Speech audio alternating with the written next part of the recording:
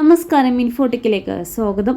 Criminal കേസുകളിൽ section കോടതിയെ മറികടന്ന് കേരള ഹൈക്കോടതി മുൻകൂർ ജാമ്യം നൽകുന്നത് പതിവാക്കിയതിനെ സുപ്രീം കോടതി രൂക്ഷമായി വിമർശിച്ചു.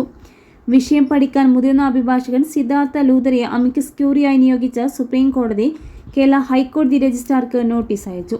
കേസ് ഒക്ടോബർ 14 വീണ്ടും പരിഗണിക്കും. മറ്റൊരു ഹൈക്കോടതിയിലും സംഭവിക്കാത്ത കാര്യമാണിതെന്ന് ചൂണ്ടിക്കാട്ടിയ ജസ്റ്റിസ് വിക്രംനാഥ് അധ്യക്ഷനായ ബെഞ്ച് മുൻകൂർ ജാമ്യാപേക്ഷയുമായി വരുന്നവരോട് ആദ്യം സെക്ഷൻ കോടതിയിൽ പോകാൻ കേരള ഹൈക്കോടതി പറയാത്തതിൽ ആശങ്ക പ്രകടിപ്പിച്ചു.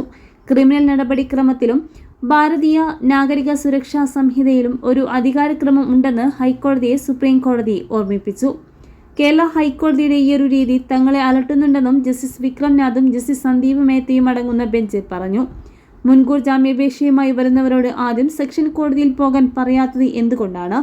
കോടതിയുടെ മുമ്പാകെ പരിഗണിക്കാവുന്ന മുഹമ്മദ് റസലിന്റെ കേസിനെ കുറിച്ചല്ല, മറിച്ച് ഒരു നിയമതത്വം എന്ന നിലയ്ക്ക് ചൂണ്ടിക്കാട്ടുകയാണെന്നും ജസ്റ്റിസ് വിക്രംനാഥ് പറഞ്ഞു. വിചാരണ കോടതി മുൻകൂർ ജാമ്യാപേക്ഷ ആദ്യം പരിഗണിക്കാതിരുന്നത് കേസുമായി ബന്ധപ്പെട്ട പല വസ്തുതകളും പുറത്തു വരാതിരിക്കാൻ കാരണമാകും. വിചാരണ കോടതിയുടെ മുമ്പാകെ വരാത്ത കാര്യങ്ങൾ സെക്ഷൻ കോടതിയുടെ മുന്നിലൊരിക്കലും എത്തുമെന്ന് ജസ്റ്റിസ് വിക്രംനാഥ് ചൂണ്ടിക്കാട്ടി.